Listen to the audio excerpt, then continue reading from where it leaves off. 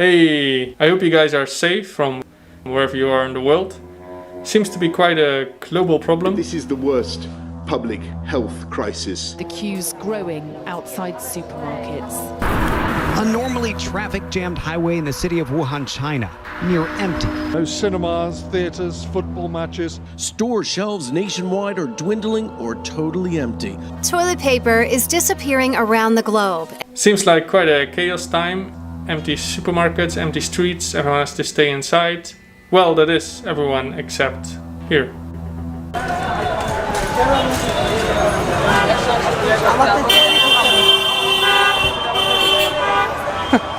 It looks like no one gives a fuck.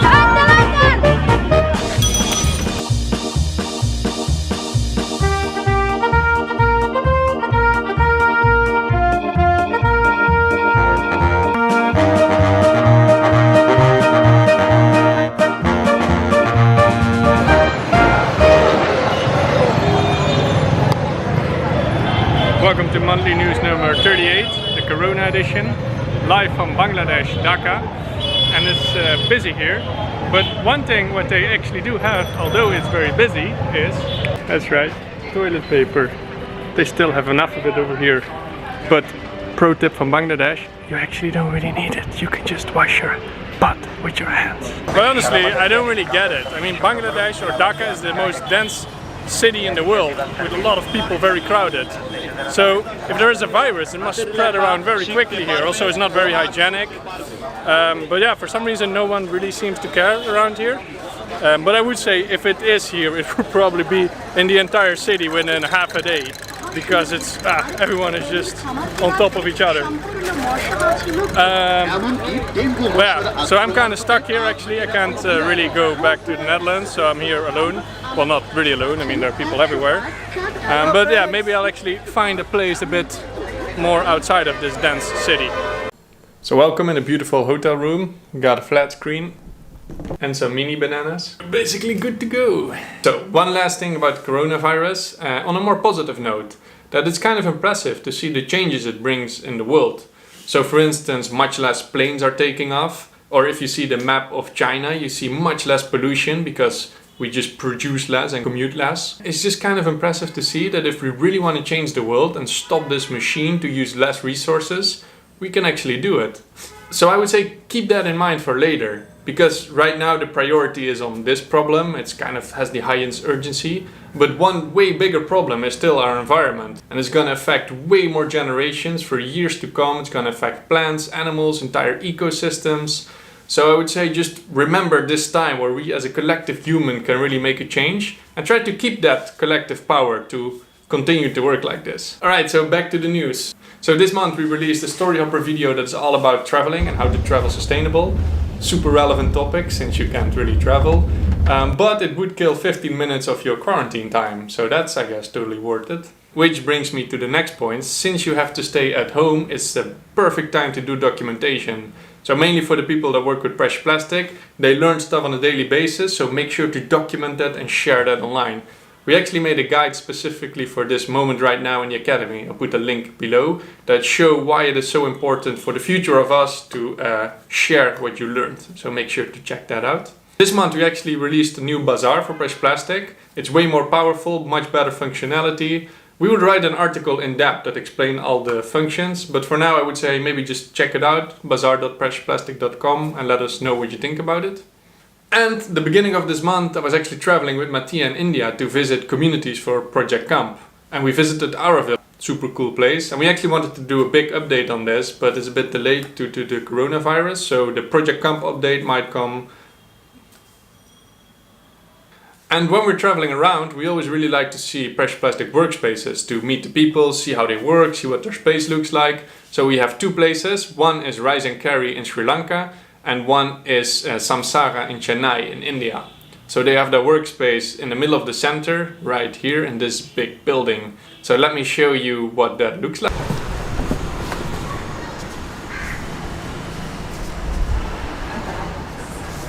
Hello Dave. Hey Pat. Nice having you here in Chennai. Yeah, good to see your space. Yeah. I'll come and take you around, show you our workspace. So you guys are Samsara? Yes, we are Samsara, the recycle company. My name is Pradyumna. We're from Chennai, India. It was founded by me and my partner Mridula. We were architects and designers, and we wanted to work with materials that would, deemed waste. So that's when we found precious plastic, and the journey has just been amazing, I would say. All right. So show us the space. Yes. So ours is a mixed workspace. So we have the shredder, the extrusion, the compression, and the injection. So I'll just take you through a little bit of the extrusion to do. So we have the V3 extrusion here. We just added this, a little bit of tweak, so that we could see the materials from anywhere. And then we have experimented a lot with beams in the recent times. So as here you can see, a hand beaten mold to get a circular tapered beam. We like to slightly complicate and experiment a little. And making custom sizes of molds. So just basically using sheet metal and bending sheets. So as you can see, and the same concept, we took inspiration from Tim, and we made these angled tapered beams as well. So I'll have Kajol explain a little bit about the color tests that we kind of do in-house. Hello. So we do a lot of color samples here for our furnitures, and we just take them for our documentation here. So we have done a lot of greens. So if you notice, I've just noted down what color ratio it is. So how much of light green and how much of yellow I've added to get this particular shade of green. So that's how we do for all our colors. So we have a green palette here. We have a bluish green palette here. We have our blues, a lot of blue shades. And then we have done grays here. Yeah. All right. Nice. So while all of these were the wonderful parts, we also broke an extrusion screw. Luckily, we found a local person to make this manually for us. So this one is made locally? Yeah. So we found a vendor close by who makes, who repairs extrusion screws, and he was kind enough to do one for us. Cool.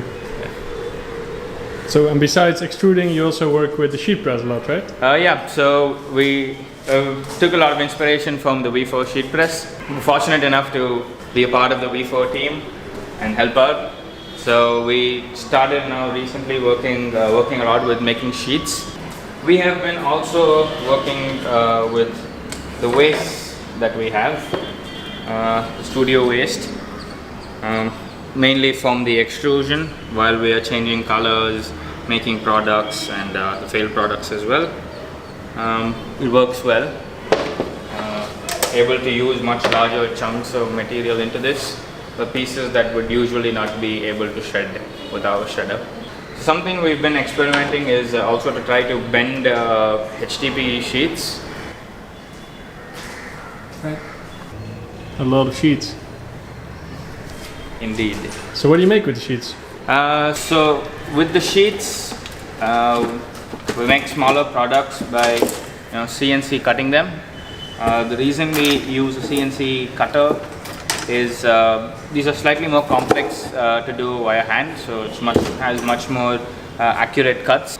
So we give this back to our material supplier, and he shreds this out and gives it to us as raw material. Again, that goes back into making sheets.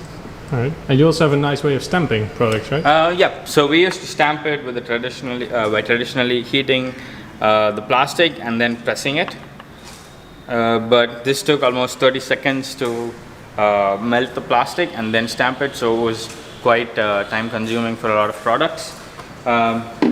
So we got a arbor press, and we got a mold done, a brass mold, so that we could fast track this process as well. So here, let me just take a small piece.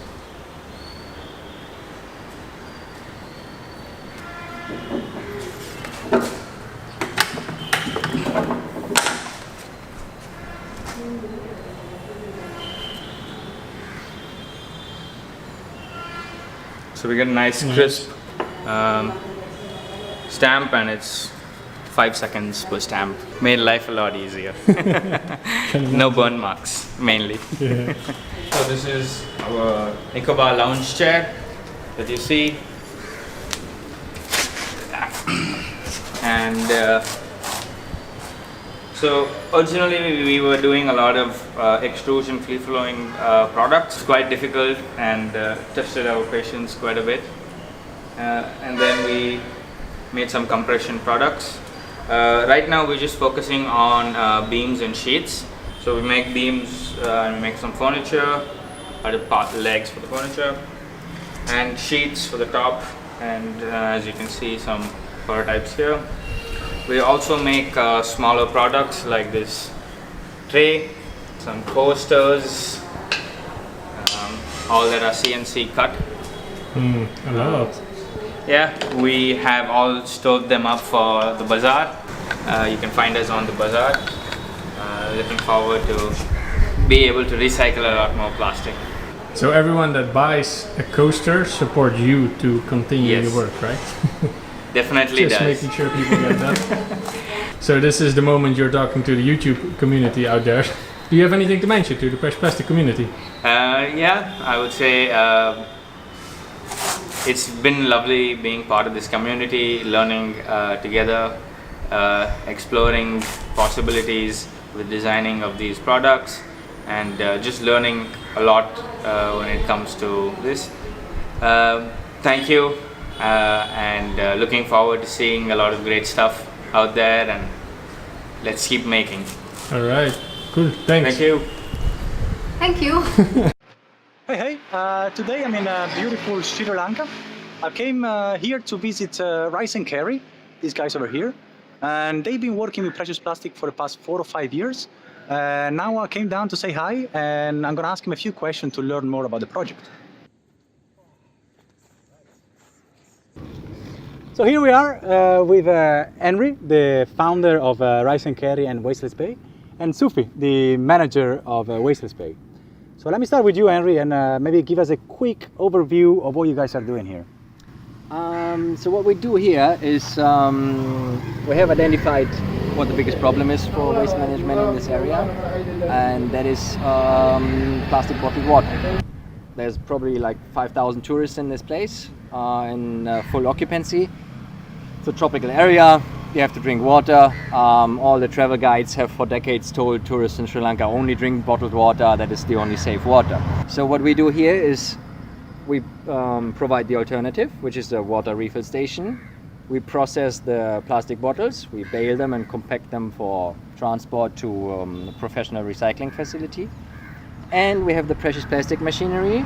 So we use the bottle caps, shred them in the precious plastic shredder, and then make nice products for the tourists here. To realize that they are part of the problem, but they can also be the solution to the problem, or help mitigating the problem. Okay.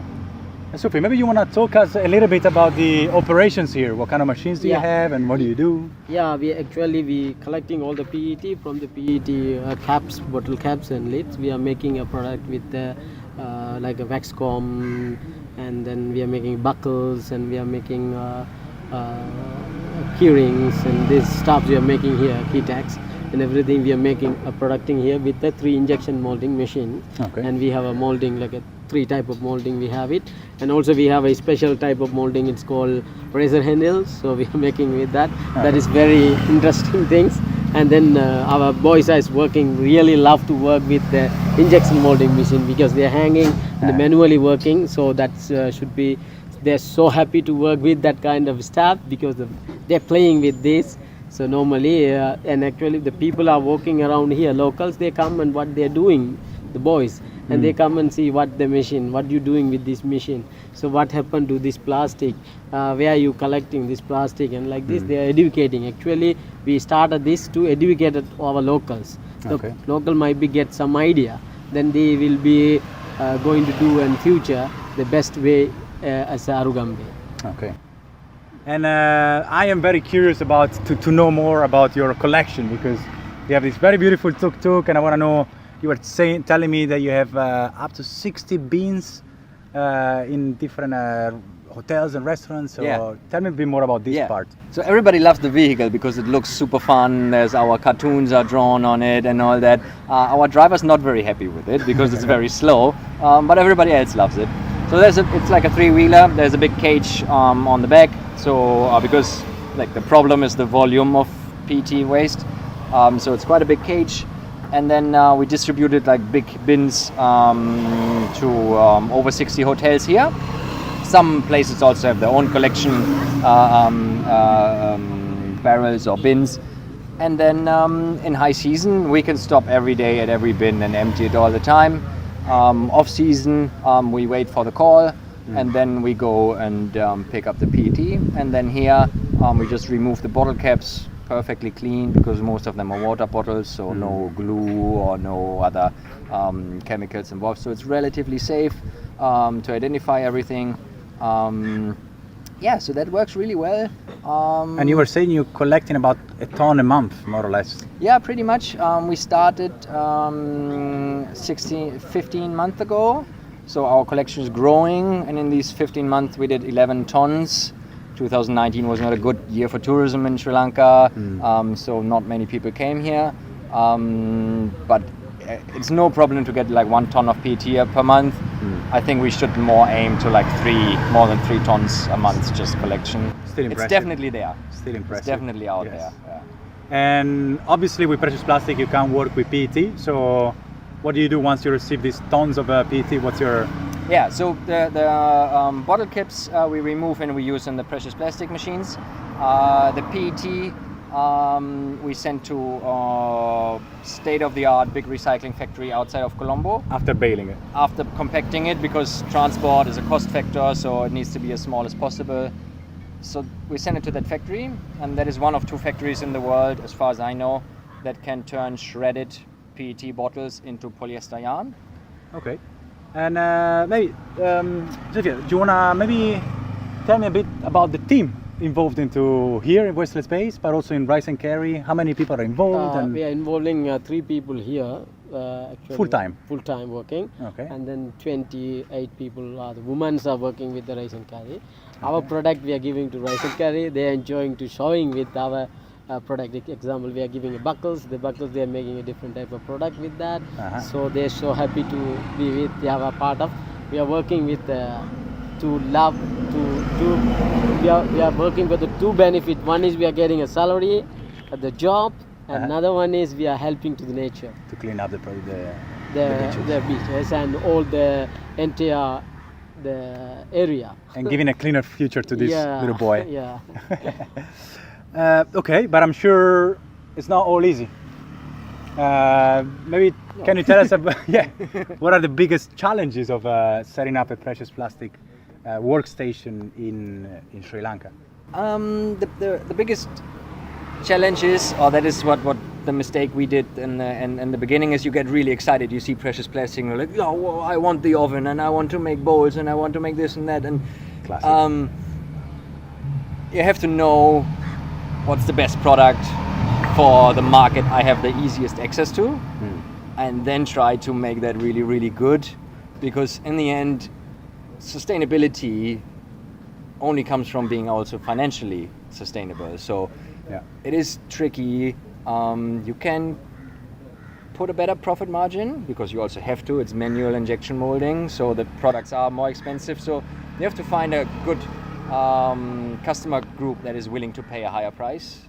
And luckily here with tourism we have that. Tourists are very conscious about the potential damage they do to a place. So it's actually the perfect target audience to kind of change behavior and also as our customers for the products. Okay. All right. A tip for someone that wants to start a precious plastic workspace around the world. What kind of tip would you give? First of all, they need to identify the plastic. Which kind of plastic can be recycled. Okay. So they can use that type of plastic, so it will be reducing. So that's identifying the plastic, available plastic near you. Type of plastic. Okay. And one from you? Yeah, just repeat what we were just talking about. Focus. Like do one thing really good. I think that's easier said than done, though. Yes, Failure is absolutely. also just inherent. That's Part of it, yes. just what happens. All right, so on Focus, I would conclude this beautiful interview. I thank you guys for your time, and back to you guys in the Netherlands. Bye. Ciao. All right, everyone. Community news. So actually a while ago we started working on some how-tos already with some community members, also to see how this whole process goes and to develop that tool. So Ter and Pemika from BOPE made a design for this interlocking brick. Yeah, exactly, that one. And created a how to make the mold for this brick. And it's an injection mold for this brick, which can be interlocked, and so you can build some constructions or installations, or use it as a flower pot or something like that. So that's cool. And Andre from El Tornillo shared his techniques on making injection molds for broom hangers and these wall packs, so you can hang things on the wall. And as he has a lot of experience in making injection molds, he also put together some tips and procedures from his experience on making injection molds. So there is a lot to learn from, and the cool thing is, even if you don't want to replicate exactly those products, you can use the how-tos also just to learn from those techniques and use them as a base to get more ideas for other products and techniques. Then it's also super exciting to see that more people are building the V4 machines, so the Shredder Pro, Extrusion Pro and Sheet Press. And there's actually the first finished shredder in China. He also uses it for meat, so but at least it seems to work, so that's cool. So there's one new tool in the Academy which we didn't really announce yet, which is the logo creator. And we made that one to make it more easy for the community to make their own precious plastic logo. Actually, people found it, and lots more precious plastic logos have been coming up. So it's really nice to see that people actually like to use it and that it's in use. And to end with, this month we made our first ever global impact survey to find out some more numbers of our community, which was quite an exciting thing for us because we always wanted to know more about what our impact might be as a community. Thank you for everyone who took part, and once it's done we will share the report to share what we found out. Yeah, take care, wash your hands. Okay, I guess it's time to stop. Take care and be thankful for the little things in life, like sun in the Netherlands. That's quite special. So thank you. Thank you.